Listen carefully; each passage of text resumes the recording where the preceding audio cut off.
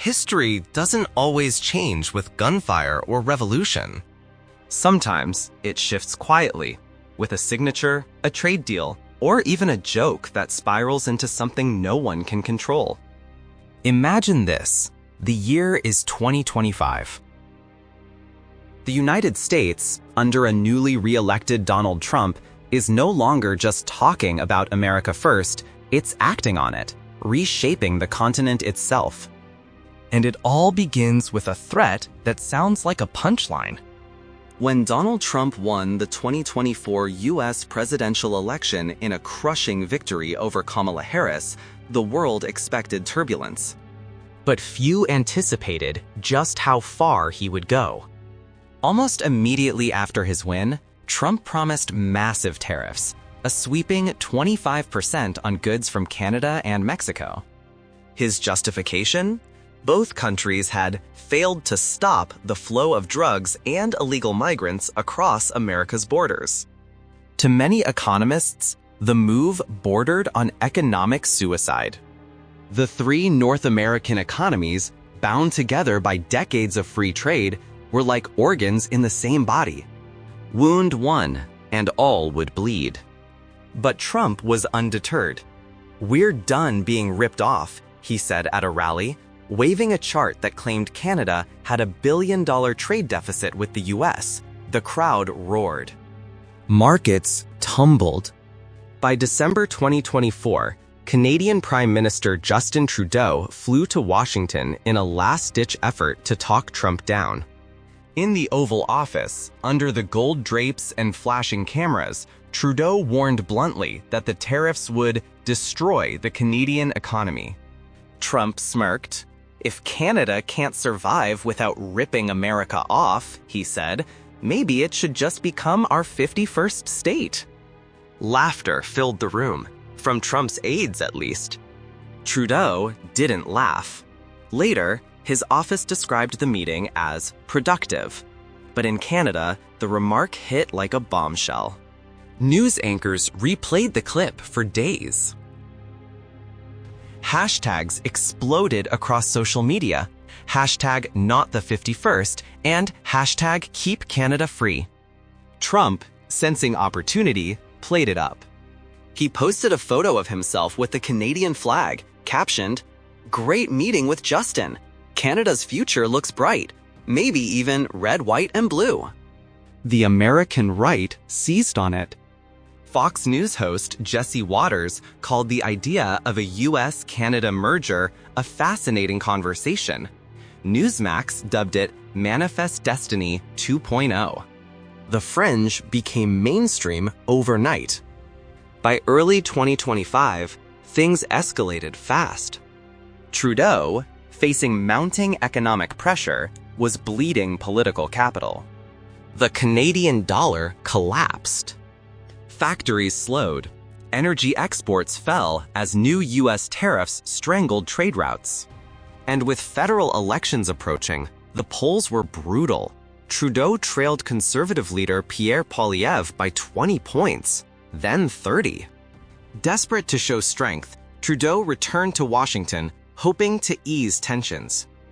Instead, Trump doubled the tariffs to 50%, effectively crippling Canada's export sector. American fuel prices ticked upward, but the administration countered with expanded drilling in Texas, Alaska, and offshore rigs. Within months, the US economy steadied. Canada's, however, spiraled downward. Unemployment surged. Protests erupted in Alberta and Ontario, where truckers demanded new leadership. Entire industries began lobbying Ottawa to normalize relations, code for surrendering to Washington's terms. Trump saw his opening. Behind closed doors, he told Trudeau bluntly, "You've got one way out, a referendum. Let the people decide if they want to stay or join us." Cornered and politically doomed, Trudeau agreed.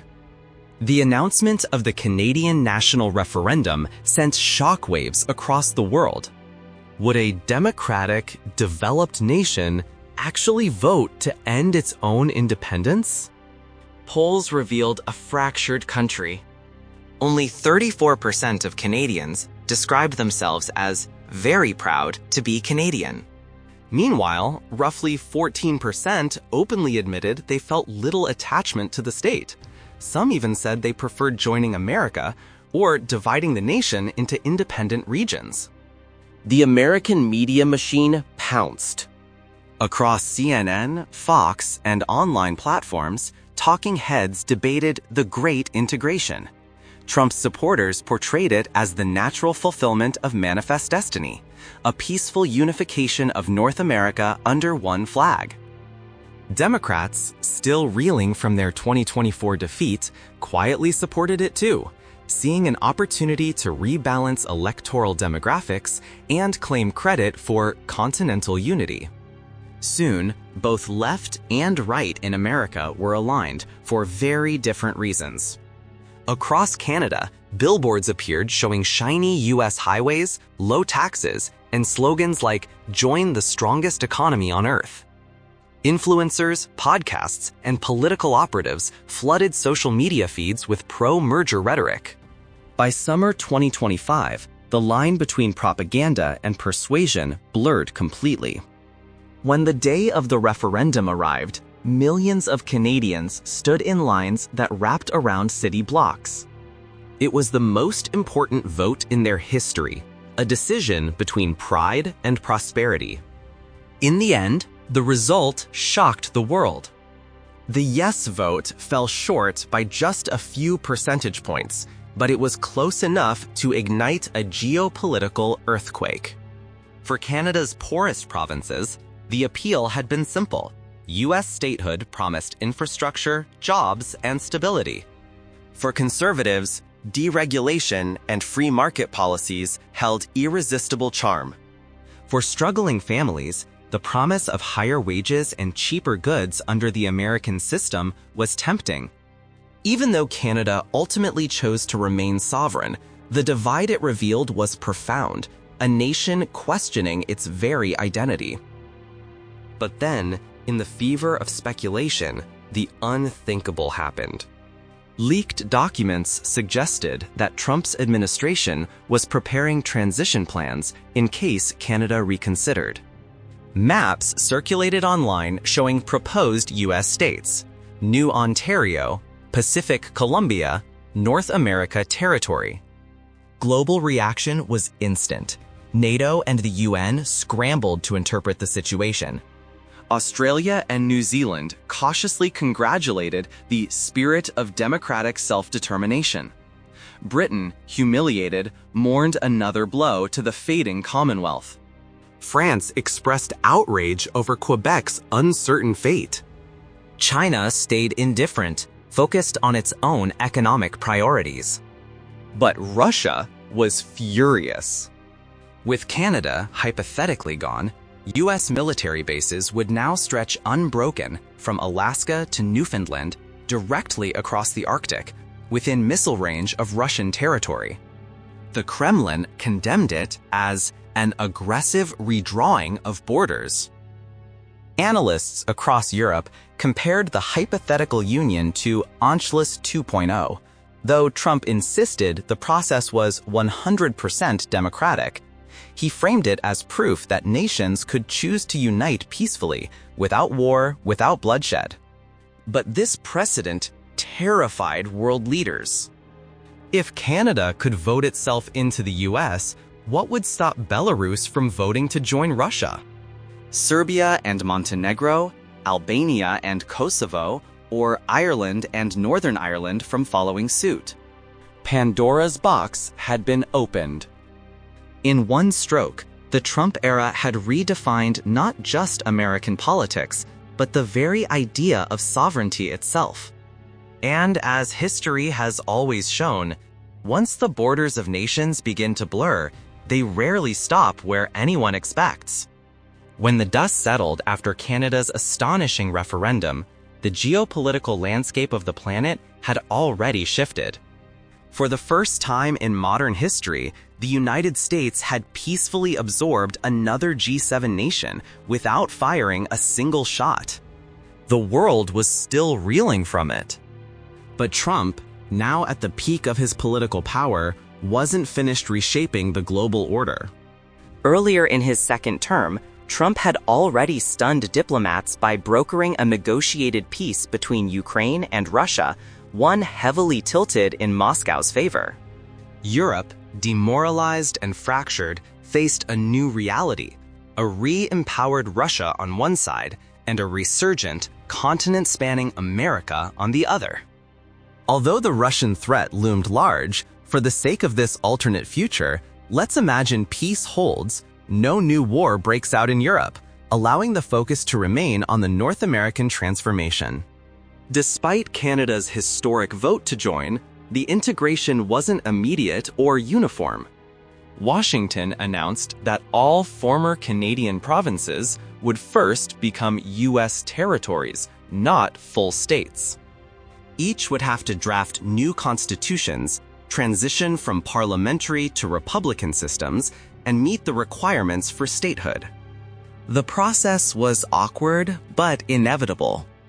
Canada's unicameral legislatures, unique in the Commonwealth, were replaced by bicameral state assemblies, mirroring the structure of the U.S. Senate and House. Governors were now separate from legislatures, ending centuries of British parliamentary tradition. Still, the provinces possessed strong foundations. Their infrastructure, population, and institutions gave them a head start, with the glaring exception of tiny Prince Edward Island, whose 154,000 residents fell far short of traditional statehood norms. Historically, the Northwest Ordinance of 1787 required only 60,000 people to form a state, but in the modern world, size meant influence, and neither party wanted to risk unbalanced power in Congress. Republicans, wary of handing Democrats 2 new senators from a small, liberal-leaning island, blocked its individual admission. The rest of the map was redrawn in dramatic fashion. Newfoundland and Labrador, Nova Scotia, New Brunswick, Quebec, Ontario, Manitoba, Saskatchewan, Alberta, and British Columbia all began their transition to statehood, though not without creative rearrangements. To balance the new electoral map, Trump's administration oversaw one of the most sweeping cartographic reforms in American history. Alberta, the conservative heartland, was expanded westward to the Cascades, absorbing thinly populated tracts of land and gaining 1.6 million new residents. What remained of British Columbia was reorganized into the state of Vancouver, a compact coastal region centered around the Great Pacific Port. That left Prince Edward Island in limbo. Forcing its citizens into New Brunswick or Nova Scotia was politically toxic. The island's sense of identity ran deep. After weeks of gridlock, Washington unveiled the so-called Jefferson Compromise. The compromise created a brand new state, Jefferson, carved from the eastern halves of Oregon and Washington, extending up to the Cascade Range. With 2.2 million people and a strong rural conservative base, Jefferson balanced the scales perfectly. The precedent was historical. In 1792, Kentucky had broken away from Virginia due to geography. The Appalachian Mountains made governance nearly impossible. Now, more than 2 centuries later, history repeated itself. The liberal governments of Oregon and Washington grudgingly accepted the deal after the federal government agreed to assume their combined debts, $12.5 billion for Oregon and $22.4 billion for Washington. Behind the scenes, senior Democratic figures, Pelosi, Schumer, and Hakeem Jeffries, urged them to comply. With Canada joining the Union, the loss of a few districts was politically manageable. By late 2025, the new map of America was official. 60 states in total, stretching from the Arctic to the Gulf of Mexico. The integration added 3.8 million square miles to the United States, nearly doubling its landmass to 7.6 million square miles, about 12% of the world's land area. Russia, for the first time in modern history, lost its title as the world's largest nation. The global order shuddered again. In sheer size, the new America trailed only the vast empires of history, the British, Mongol, and Russian. Yet its power was far more consolidated. With Canada's energy reserves, Arctic ports, and mineral wealth now under U.S. control, Washington became the uncontested hegemon of the Western Hemisphere. Not all provinces accepted full absorption. Quebec, citing cultural preservation and its historic struggle for autonomy, refused immediate statehood. Instead, it became a federal territory, much like Puerto Rico, self-governed, with its own Francophone party and a special status that allowed it to participate in international events like the Olympics and World Cup under its own flag.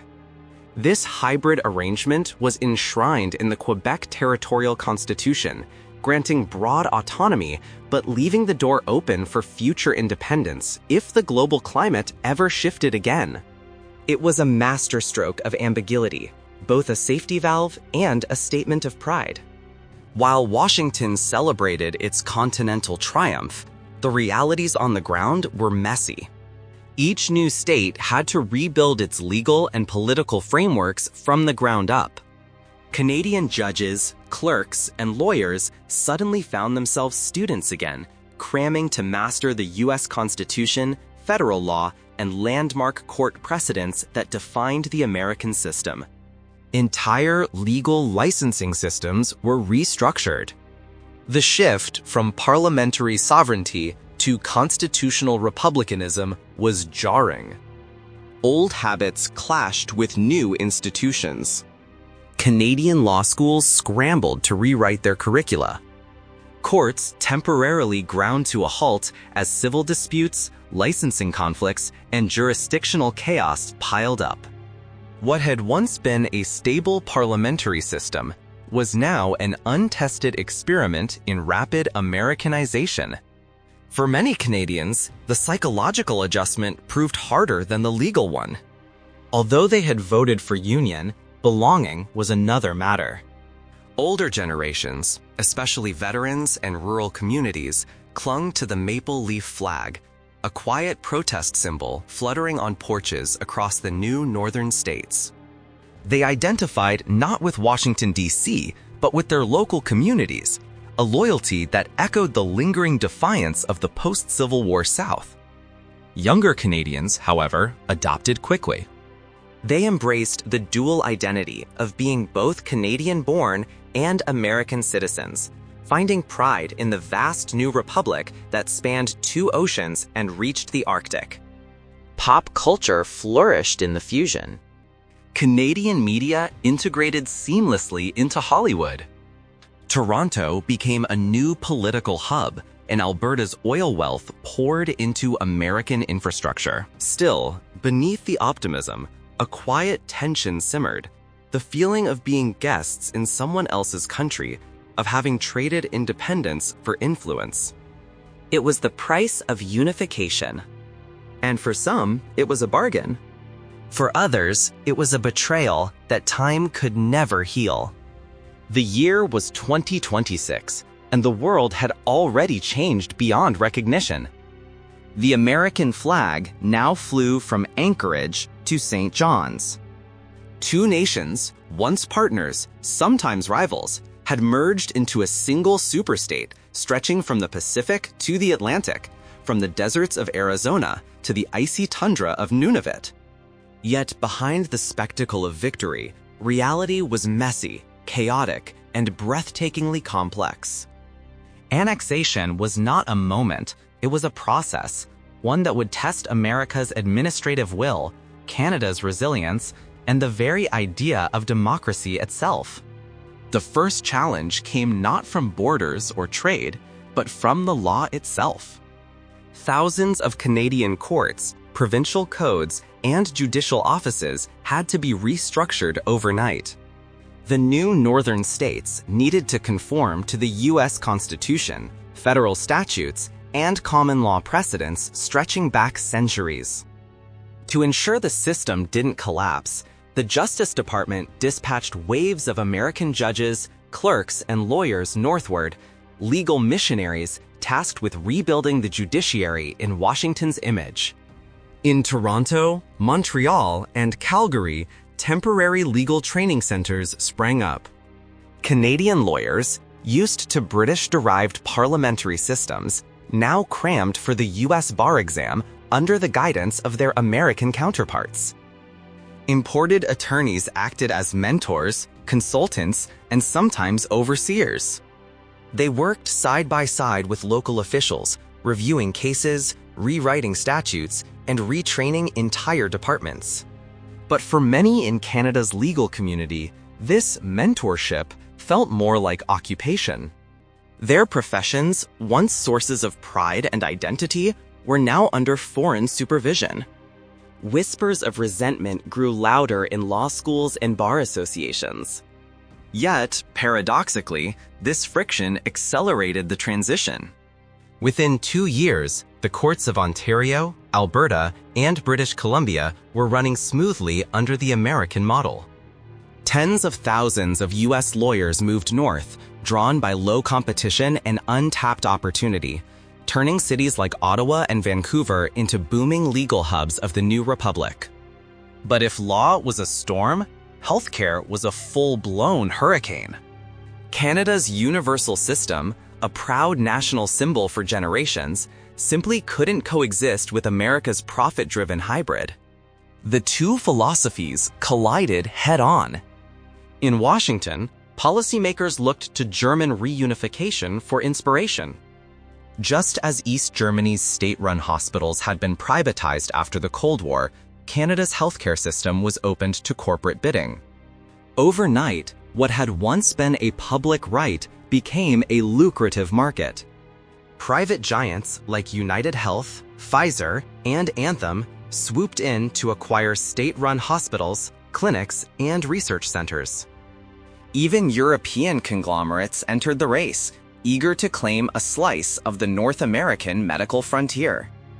Billions changed hands as federal agencies auctioned off public assets. To the American government, this was modernization. To many Canadians, it was disaster capitalism. Protests erupted in Toronto and Winnipeg as citizens saw their local clinics bought out by foreign investors. Yet the transition was irreversible and swift. The federal government pledged that Medicaid and Medicare would now cover the new states, at least temporarily. But even those programs strained under the weight of tens of millions of new enrollees. Rural hospitals struggled to adapt, some closed altogether. Meanwhile, new private networks emerged, gleaming with modern equipment and efficiency, but accessible only to those who could afford them. Economists compared it to the 1990s privatizations across Eastern Europe, a chaotic redistribution of wealth and influence that, for better or worse, pulled millions into the capitalist fold. Within a decade, Canada's healthcare identity had been erased, replaced by a system unrecognizable from its former self. Nowhere was the cultural impact more delicate or more painful than among Indigenous nations. Under the old Canadian Constitution, they had been recognized as First Peoples, with broad treaty rights and land autonomy. Under American law, they became part of the reservation system. The transition required entirely new treaties, an exhaustive process that dragged on for years. Tribal councils negotiated with Washington to preserve what remained of their sovereignty, but federal budget cuts hit hard. Funding for education, healthcare, and infrastructure was slashed. Many smaller reserves were consolidated or shut down altogether, forcing thousands to migrate to urban areas in search of work. The term First Peoples gradually vanished from official use. It lingered in classrooms and community centers, but in the halls of government, it became history. It was a quiet, bureaucratic assimilation, one that future generations would call the second fading.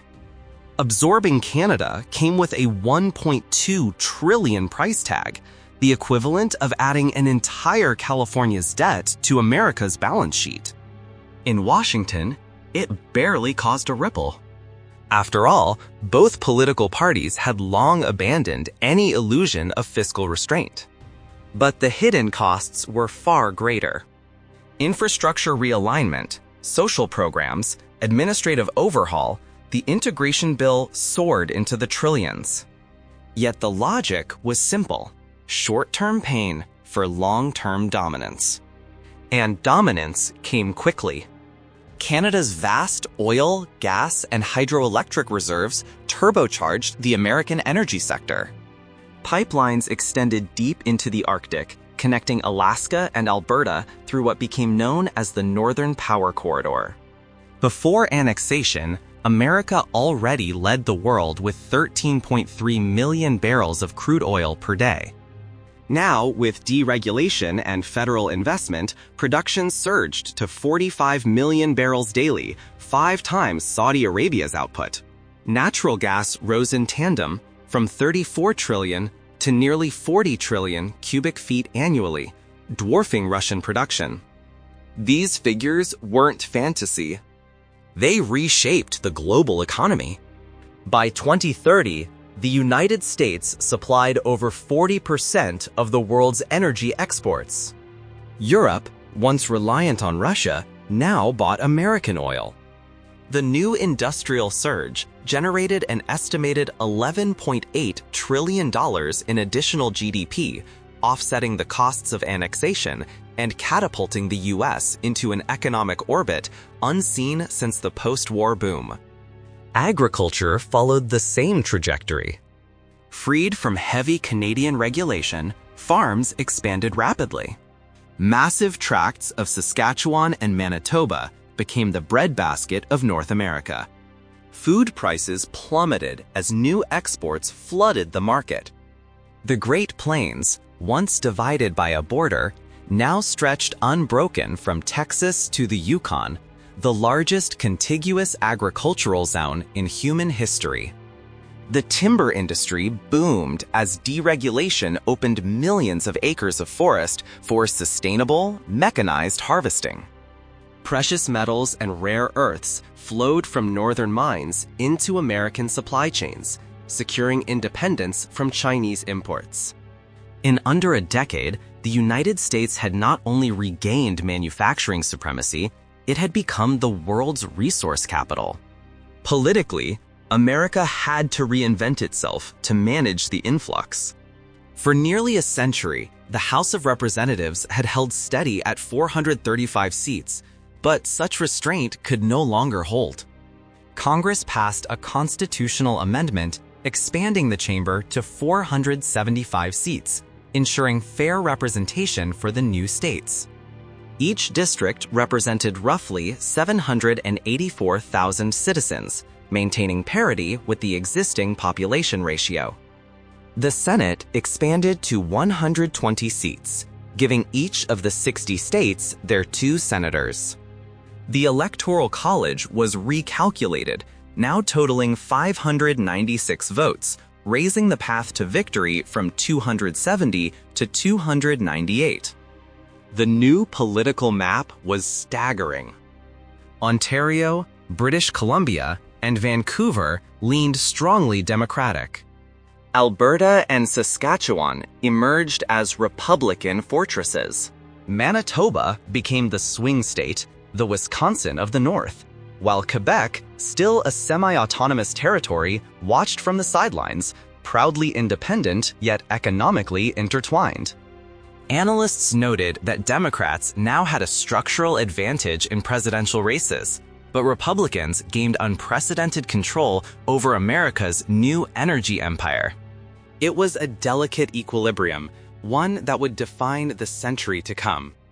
The Canadian Liberal and Conservative parties soon dissolved into history, absorbed by their American counterparts. Former Liberal MPs found homes among the Democrats, while Conservatives aligned naturally with the GOP. Local provincial parties persisted for a while: the Bloc Québécois, the Saskatchewan Party, the Greens, but Washington's gravitational pull proved irresistible. Within 5 years, the two-party system stretched from Florida to Nunavut. For the first time, North America was politically unified, a single democratic framework spanning 7.6 million square miles. If America avoided war, the economic dividends of annexation would be colossal. By the mid-2040s, analysts projected the northern states would become net contributors to federal revenue. Energy exports, manufacturing, and technology sectors would propel the United States into a level of dominance unseen since the height of the Roman Empire. China would struggle to compete. Russia would be isolated behind the Arctic curtain. Europe would drift into dependency. And in history books, Donald J. Trump's legacy would tower above all others. To his supporters, he would be the man who completed Manifest Destiny, who united the continent and secured an empire without conquest. To his detractors, he would remain a populist demagogue whose audacity rewrote the balance of global power. But one truth would be inescapable. He had changed the world.